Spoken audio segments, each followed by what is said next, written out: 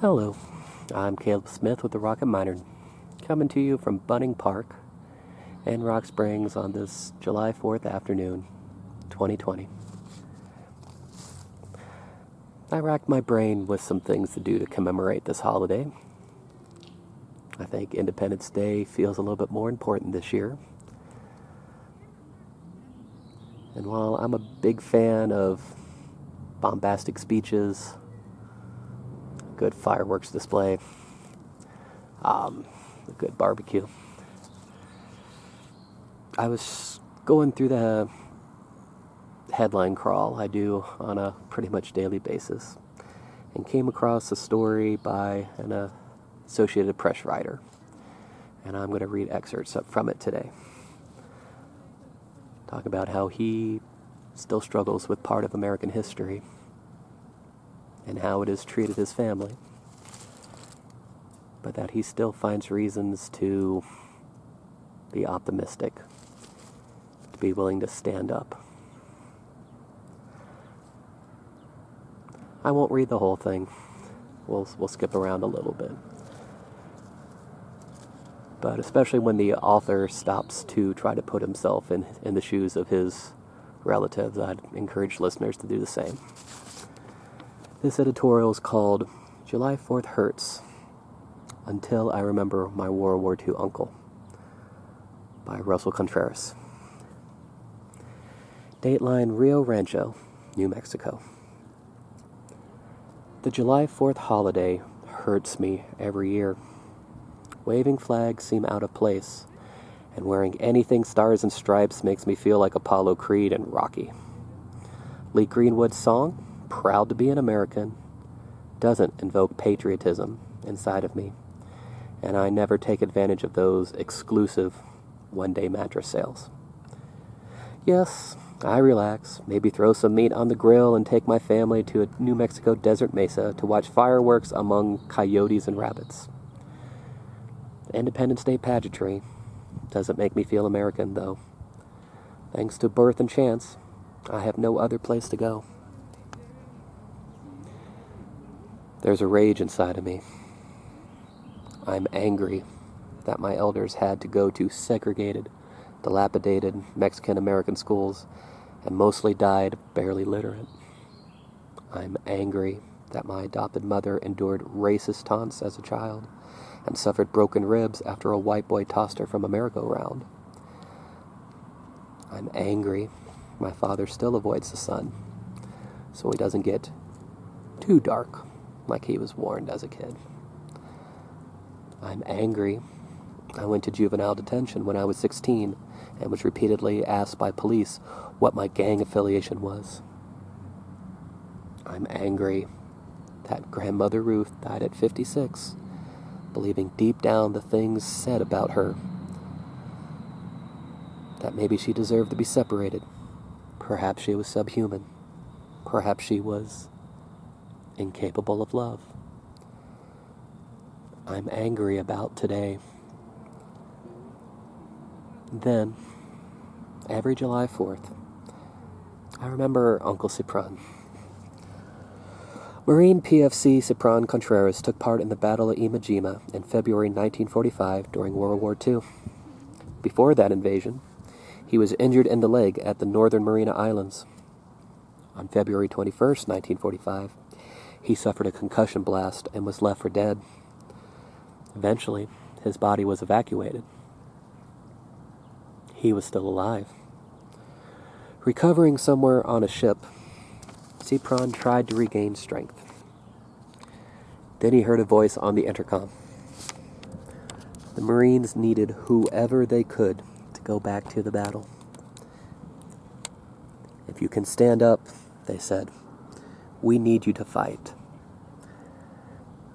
I've tried over and over to put myself in Cipran's place at that moment. Back in Houston, his Mexican-born father and Texas-born mother couldn't vote or go to certain restaurants because of Jim Crow, who wore a sombrero in Texas. The Ku Klux Klan and Texas Rangers had terrorized family members, and being in the wrong town after dark could result in a lynching. I would have said, I've done my part. You are not worth all of this. I'm finished. He may have thought all of this. He may have held the same rage. But after he heard that call, he took off his bandages and got up. I'm fine, he said. I'll go back in. Despite the discrimination and racism, he saw something in the United States.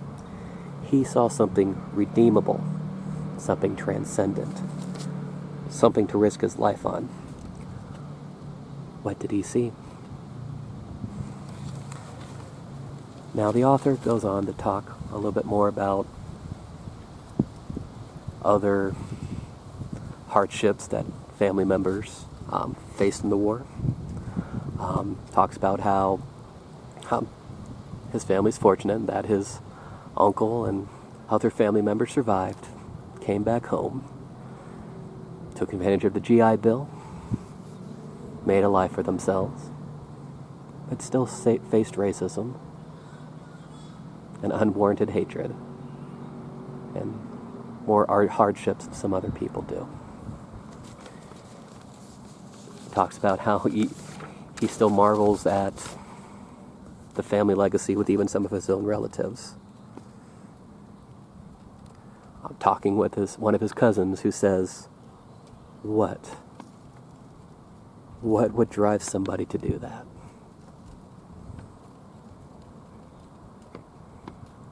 Returning to the author's words and not just my paraphrases. He says, these days, my family celebrates America's Independence Day, not with flags and esoteric concept of liberties, but with stories about Cipran and Carlos. My father recently found the April 16, 1945 Houston Chronicle story about Cipran's actions and posted it on Facebook.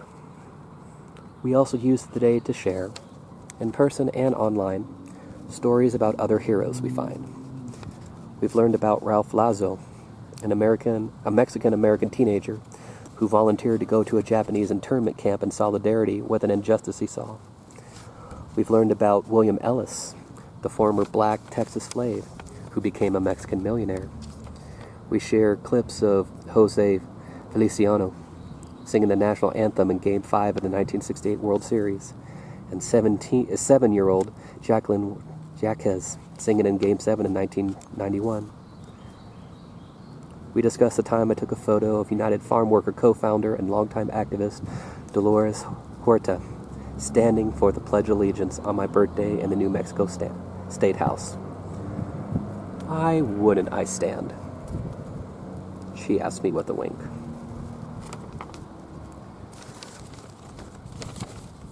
Pausing again.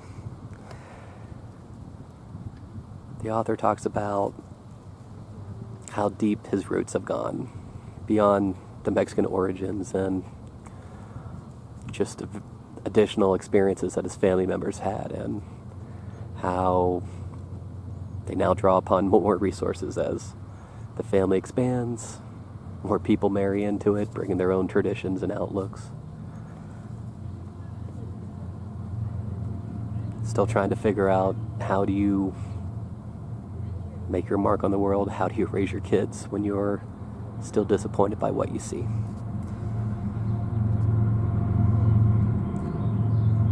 Going to the conclusion of the editorial, he writes,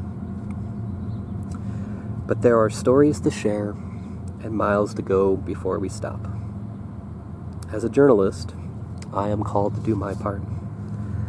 My uncle Ernest Ujuia, himself a World War II veteran and liberator of the Nordhausen concentration camp in Germany, told me just before he died, always remember, whatever you do in life, it's not about you. He said nothing else. The fireworks go off, and I remain wounded.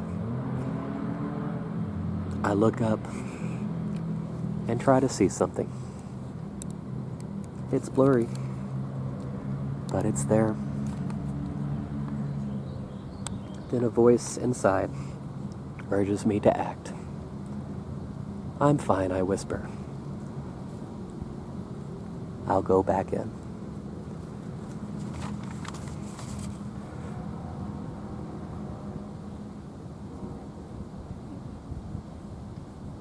I think this country's done some great things, and I think its people still have lots of potential to do even more good things. Be safe this 4th of July weekend. Be good to your friends and family. And be looking for opportunities to stand up and go back in and make it a place worth talking about.